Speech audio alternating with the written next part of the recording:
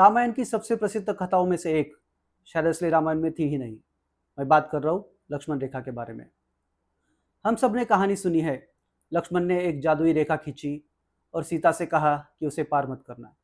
लेकिन हैरानी की बात यह है कि वाल्मीकि रामायण में ऐसी कोई लक्ष्मण रेखा है ही नहीं। वाल्मीकि रामायण के अनुसार जब मारीच राम की आवाज़ में पुकारता है तो सीता घबरा जाती है और लक्ष्मण से राम की सहायता के लिए जाने को कहती है। लेकिन लक्ष्मण जी मना कर देते हैं क्योंकि उन्हें विश्वास है कि राम को कोई हरा नहीं सकता।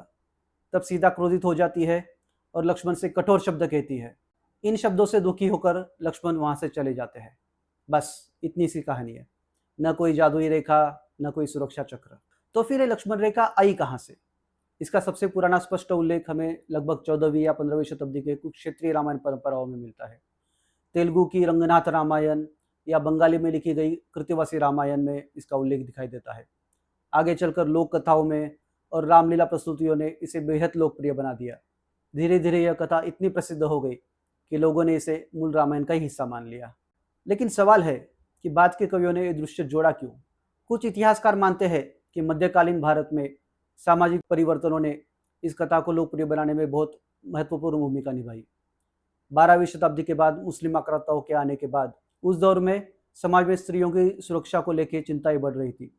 स्त्रियों को मर्यादा और सीमाओं में रहना जरूरी हो गया था और शायद इसी कारण लक्ष्मण रेखा की यह कथा धीरे धीरे सिर्फ एक रेखा नहीं रही और सुरक्षा, मर्यादा और सीमा का एक प्रतीक बन गई।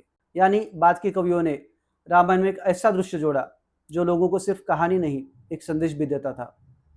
और शायद यही भारतीय परंपरा की सबसे दिलचस्प बात है। यहाँ कहानियाँ सिर्फ लिखी नहीं जाती, समय के साथ साथ विकसित भी होती रहती है। ऐसे ही और इंटरेस्टिंग अपडेट्स के लिए हमें फॉलो करें इंस्टाग्राम पे, हैंडल है india.temples, और सब्सक्राइब करें हमारे यूट्यूब चैनल को भी।